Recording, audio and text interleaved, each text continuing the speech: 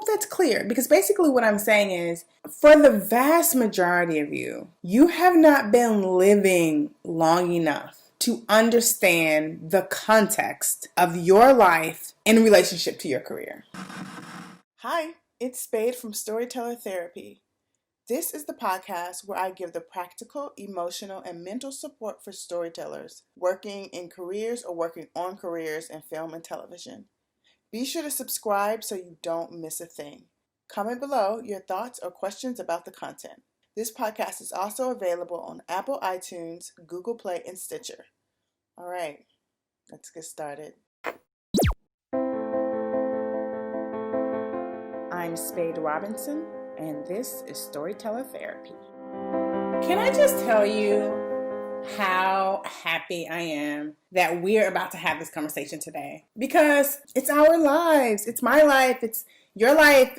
These are my clients' lives. It's not everyone in the whole wide world's lives, but it's a lot of us. And you can tell by the title of this episode that today we're going to be talking about what you should be doing before you quote unquote make it. Obviously, we're going to be unpacking the fact that making it is an illusion, but we all know the reality that we live in. We all have a benchmark for what that looks like for us. And sometimes it can feel like things have not started. In particular, your life has not started or your career has not started until you reach that benchmark. So we're going to unpack some of those things today and hopefully set you free. Before we jump into all of that, I want to check in with you guys. There's been so many interesting things that you guys have been watching. I appreciate all the shout outs for everybody who got in touch with me last week about watching Golden Girls. Yeah, it's a thing. It's a good thing. Check it out. This week, I want to talk about a film that I watched recently called Good Time. If you're not familiar with it, it's a feature fiction film directed by the brothers Benny and Josh Safdie. It's written by Ronald Bronstein and Josh Safdie, and it stars Robert Pattinson and Benny Safdie. Good Time is about a bank robber who spends the night trying to free his mentally ill brother from being sent to Rikers Island prison. It's one of those all over the course of a night thriller, very intense movies. It's an amazing, amazing performance by Robert Pattinson. Everyone's talking about it. But I think what really stood out to me about this film is how well the characters are written and portrayed. It's directed very, very well. It's just a character study. Above the look and feel of it and the thrill of watching it and how well it's put together, it's really a character study on this guy. And when we get down to his philosophy at the very end of the film, with the scene in the apartment, he's talking to another guy. There's a scene where there's this judgment coming out, and you get a sense of, it's very clear what his own personal code is. I mean, every character has a personal code, and I talk to my clients a lot about what's the personal code for your main character or your character that you're writing right now. Because when you figure out what makes them in terms of the things that they will and won't do based on their personal code, you really crafted a person. And I think sometimes if you don't have the same personal code as your character, it's difficult to really puncture that and get into that and embody that character. But it's something that you should really investigate. So when you're going towards writing your script and you're finding yourself unable to embody a character in the way that you want to, take some time and write out what you think their personal code is. What's the code that they live by or try to live by? And how does this story complicate that, illustrate that, or contradict that? If you can do that, then I think that you can get to know your characters a lot better, and therefore your script will be better. So let's jump right on into our therapy session. What you should be doing before you quote unquote make it. I think I'm going to say those quotes every single time because saying quote unquote is just really fun. This is a lot of mindset work, but I promise you it's fun mindset work. The first thing that we want to do is change the mindset around timeline. Everybody always says things like, it's just not your season, or, everything happens when it's supposed to happen, or what's for you is for you. And these are all things that I believe to the hilt. I believe them. However, I think that the advice one of my bosses gave me is the perfect example of understanding this. So my boss and I were talking about romantic relationships one day. And I was single at the time, and she, I think, was, recently married. And she was saying that everyone was asking her, why are you getting married so late in life? Like, what's happening? Why are you waiting so long to get married? And she said, I'm not waiting a long time to get married. I'm just skipping my first bad marriage. I will never, ever forget that, because At the time, I was single, but I also wasn't like looking to be in a relationship, but I was looking to jumpstart my career. And it revolutionized the way I thought about it because I realized that I had not been living long enough to understand the breadth of people's careers. It's the same thing in relationships. Everybody gets married, at least for the most part, with intentions on being married until they die. And then, you look back, a decade in, you see that some of your friends are still married, some of your friends are not married, and some of your friends are like hanging on by the, chin of their chinny chin chin. And that's just what it is. In order to create that shift around when something supposedly should be happening in your life, you really have to expand the idea of the timeline and realize that the timeline of your life and the timeline of the work that you're going to do in your life are about the same, sort of like after you become an adult. And everyone doesn't start in this business when they become an adult. Some people start much earlier. But after you become an adult, there's so many years, unless you die early, in which case then you're gone. But if you are still here, there are so many years and so many things to be done. And everything is additive. Nothing is subtractive. I don't think that's a word. But nothing takes away. Everything adds. Just like time and days. Like there are no days that go back and undo a day. That doesn't exist. The days just keep coming. Your life is the same way. Your life just keeps coming. So there's nothing that happens, even if it feels that way, that takes away something else. The only thing that can happen in your life is that your experiences add onto who you are and complicate who you are. I hope that's clear, because basically what I'm saying is, for the vast majority of you, you have not been living long enough to understand the context of your life in relationship to your career. You just haven't been living long enough to see it. You haven't been living long enough to see how other people's careers pan out over time. And you haven't been living long enough to see how your career has panned out over time. And you have not been living long enough, for the most of you, to see how what has happened in your life has impacted the stories that you are going to tell, how well you're going to tell them, and what kind of way that those stories are going to engage with the world, either financially or rewards-wise, like in any aspect. You just have not been living long enough to see. Unless you're like 89 3/4, then you've probably seen pretty much how things are going to pan out in other people's lives, and you pretty much seen how things have panned out in your life up until that point, with the vast majority of those things having already happened. But if you're not in that place, then allow yourself to realize that you just don't know. Hopefully that gives you a little bit of freedom. It's more beneficial to trust the stuff of your life right now is something that will propel you, whether it feels like it or not. The second part of that is that there's an illusion that once you get to the quote unquote make it place, that your life will be better. I really hope for you, I hope and wish for you that there are aspects of your life that you won't have to worry about anymore. That you will be thinking about different things. But you will always be thinking about things. And you will always have problems, issues, trials, tribulations, relationship stuff and time management, like all the stuff that is in your life now. You're going to be navigating it in a different way, and perhaps navigating it in a quote unquote different level maybe. But there is no better time in your life than right now. Like, life doesn't get better. Life is a benign thing. Life is just time. It's a combination of time. It's like time put together equals your life. And then you are in it. You have consciousness in it. You're aware of it because you're alive. The thing that it just is 99% of those things around you, you have very little control over. You have control over yourself. And you may become a more sophisticated, more nuanced, more complex, more beautiful person. But life around you is just life around you. It doesn't get better than this. This is it. This is your life. It is happening to you right now. As you're listening to this, as I'm talking to you, it is happening. And if you cannot learn to be content here, then there is no magical place where you will then be content. It does not work that way, because whenever you get there, you're still going to be you. You're not going to divorce yourself and then show up as another person. And you will be with you. You have to take you wherever you go. And if you're a person who has not figured out contentment with your life, then you will be that same person there. I know it doesn't feel like it, does it? It sounds like, yeah. But me at $1 million is a lot more content. That's an illusion. Ask people with $1 million. They will tell you. It can seem sad, but don't fall for that. The truth is that if it doesn't get any better than where it is right now, then I better learn how to love this, how to love me in this. Which brings us to the next point. Maintain your relationships. Success is relative to how you think it will make you feel. Meaning, part of the reason why you have put your life on hold or put your emotional life on hold, or you're like panting and in desperation to find the level of success that you're looking for, is because you have told yourself a story that it is going to feel a certain way once you get there. I don't know what it's going to feel like when you get there.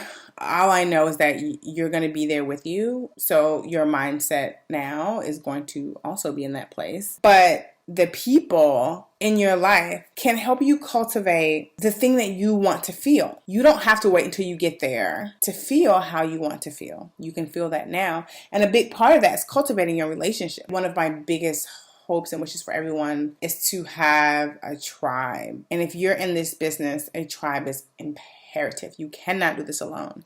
And in the event that there's some part of art that you can do alone, I don't think that is life in the best way. So maintaining your relationships mean that even though you're super busy and you're hustling and you're grinding and you're out doing your thing and you have your writing schedule and then you have your writers group and then you have your short film that you're fundraising for and then you're cold calling from 9 to 12. Like, even though you have all of that, you have to carve out time to cultivate the relationships in your life and to make the people in your life feel special and important and wanted, because you need that for a rich life. And waiting until you get to a certain point where you feel like you're going to have time to brunch and money to buy wedding gifts and all of that is too late. It's too late, because life would have happened. And not saying that that's not right around the corner for you. It's just kind of when things start to get even busier. Now is the time to make the people in your life feel important, because you need that relationship fulfillment, I think, to honestly make you a better storyteller. What are you writing stories about? And two, to make your life full, to sustain you in this particular season before you get there, to grow the capacity to give emotionally. So a lot of us, and we'll talk about this a little more in the next couple of steps, but a lot of us feel like, well, once I make it, I'm going to have the money to do all this philanthropic work. But the truth is, there's a lot of emotional work that your life calls for. Your spouse, your nieces, your mom, your people, your girlfriends. When's the last time you saw your girls? When's the last time you hung out with your brothers? And not just been around people, but gave emotionally. It's important to be there for other people, to be vulnerable with and for other people, to cry with other people, to be in a situation that's not about you. That's imperative. I can't get over how imperative that is. So you need to be carving out time to make sure that there are people in your life that you are there for, and that you're cultivating those relationships, and that they aren't just one-sided. Which, coincidentally, brings us to number 3. Don't wait to start doing good. First of all, those who need help can't wait for you to quote-unquote make it, and you can't wait to be fulfilled in the way that giving back gives to you. It makes you a whole person, and you need that to be a great storyteller and have a full life once you quote unquote make it, once you get there, to sort of like have those muscles built up and working and strong. You know how people say having a dog brings out the best version of you, so everybody should have a dog or something like that? It's the same thing about finding a way to give back and pour into other people's lives. And I mean, not necessarily the relationships that you're cultivating that are in your personal life, but these are outside of your personal sphere of people you know and love. So this is, strangers. I'm going to be a big sip. I'm going to be, even though I don't know a whole lot, I'm still going to mentor someone or take a Saturday and volunteer. Or I know this lady in my neighborhood, I'm just going to go see her. She's just lonely, and every time I come by, I can't ever leave because she just needs company. I'm just going to cook something and go over. You need that, and people need that. I think the problem with a lot of writers I run into is that these rich experiences that they want to write about, they don't know anything about them. So it's a very like projectorial idea of like what this looks like. This like really the idea of like this extreme love affair. And you read about it and it's intense, but it's not really based on, I'm like, I don't understand why they like each other. I mean, I get that they do, and I see that they do all these dramatic things to prove it. I don't get it. It's because you've never been in love before. It's because it's like there's no way around experiencing that. So if you want to make movies that draw this feeling out of people, then you live a life that does the same thing. And giving back is part of that. That should be a part of your life before you quote unquote make it. I think it's something that will keep you occupied. It's something that makes you extremely grateful for where you are. And it shifts your perspective in a way that is helpful and healthy for this season in your life. The fourth one is drain yourself of desperation. Desperation is so unattractive in literally every aspect of life. It's unattractive. Once you drain yourself of desperation, it's something that helps you make better decisions once you get to this quote unquote made it phase. Essentially, the entire thing is something that convinces you of your own unworthiness. And we feel that like feeling because we've bought into the fact that we aren't worthy enough. And so this needs to happen now, so that no one will notice how not dope I am. It's weird because we don't think of it that way. We're just like, I deserve to be here and I need to call this person so I can pick their brain and have this lunch with this person. If I could just get close to this person that could hear my project. And it puts you in the thing where you're looking for somebody to buy this concept. But the truth is that you have so much to offer. You are so amazing. You are so dope. You are so smart. You're so creative. You're interesting and you're quirky and you're a little off and you're just awesome. When you shift that dynamic, it's something that people pick up on and either turns them off, or people who are not right, it makes them want to take advantage. And then that kind of thing sours you and makes you feel even more. It creates more space between you and where you want to go, actually. In order to drain yourself of desperation, one of the things that you have to do is constantly create all the time and not attach what you create to opportunity. I know it's really hard, especially if you need to make money or if you feel like time is running out. All these things, these narratives that you're telling yourself that are not necessarily true, but that you're living out. But if you can detach an intended outcome from the function of creating, you get to know yourself a lot more as an artist, and you can buy into your own dopeness. So when you present yourself, or when the opportunities present themselves, you're a lot more confident, and you've taken that unhealthy anticipation out of your work because you're busy doing things. People know that you're busy doing things because you're always doing things. And nobody can make you feel that you can't survive or do this without them, because you know you can. So just to recap that, because that was a lot. In order to drain yourself of desperation, constantly create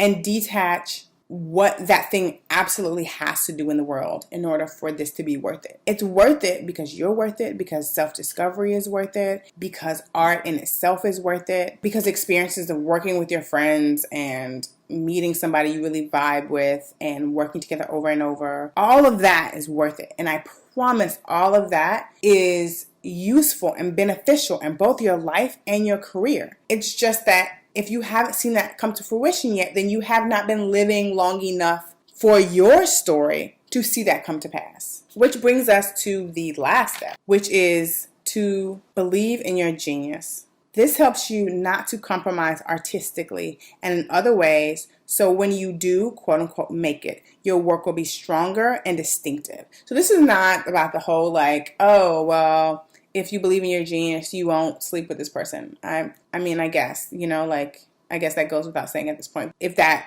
serves you, sure. But what I'm talking about is in the artistic realm, when you took that time to drain yourself of desperation and you got to the point where you believe in your own genius, it doesn't matter how much money is on the table. You're not going to be stupid, hopefully. You will make good business decisions and you won't be so precious about your work that you aren't able to make fiscally responsible decisions. But artistically, you will know what to hold on to and what not to hold on to. And that is what makes your work stronger and more distinctive. That's what creates sustainability in your career once you do get there. And it also builds confidence and attracts support. Really plain way to say it is when you believe your own genius, nobody can trick you into making mediocre work, because it may seem like an opportunity to make mediocre work is the first opportunity you've ever had and you need to take it. But at the end of the day, you need to be thinking about the breadth of your career. Part of this whole thing about what to do before you quote unquote make it is about understanding that I believe that you will absolutely get where you want to go or get to the best place for you as an artist. I believe that about you. I believe that for you. And because it will happen, what needs to happen immediately after is that you need to have then a sustainable career. And in order to have a sustainable career, you do these things before you get there so that you have the muscle to stay there. And my last tip for that is to hold on to your own genius as an artist and be flexible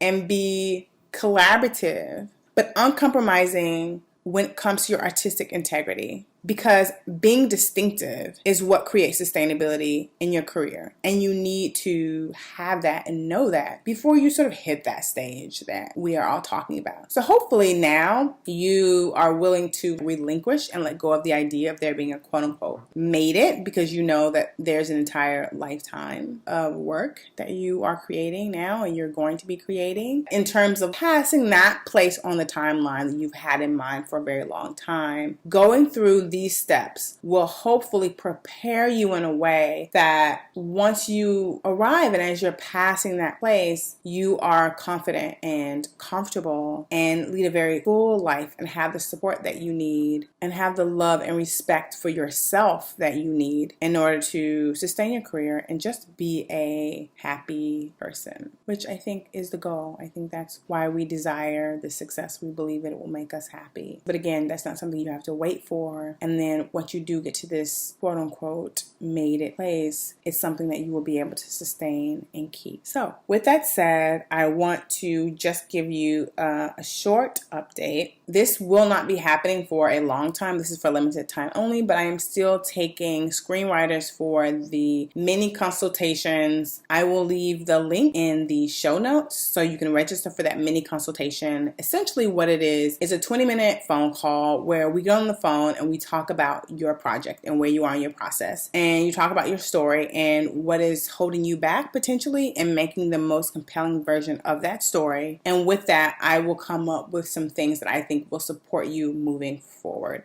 And if you want to work with me for it, we'll do that. But if not, what I'll have is homework assignments or things that you can do to push you to the next level, because that is what we are all about over here. So this is what I have for homework. This is a 2-part homework project. The first part is I really want you to call somebody you have not called in a very long time or talked to in a long time, someone who you used to be close with and nothing happened. You just sort of drifted apart. But if you can carve out a good 45 minutes and give them a call, I think that's something emotionally that will feed you. And I also think that something emotionally, hopefully, that will feed them, which is what this is about. It's not about you filling them in on everything that's been going on with you, but it's about you hearing about what's happening with them and figuring out if there's a way you can support them. And then the second thing is, if there are volunteer opportunities in your community, I would like for you to sign up for one thing, a one-day thing, not a long commitment, just a one-day thing. Okay, that's my homework for you guys. Have a great week. Bye-bye. Again, you can send us a message. Just look us up on Facebook, Story Consulting Services, or go to facebook.com/Story Consulting Services, and then just send us a message through Messenger. That is all I have for today. But until next time, it's been real. Thank you for listening to this episode of Storyteller Therapy and Investing in You. Comment your thoughts or questions down below. Learn more about our labs, services, and support at atlantafilmproject.com. Stick around for the next episode.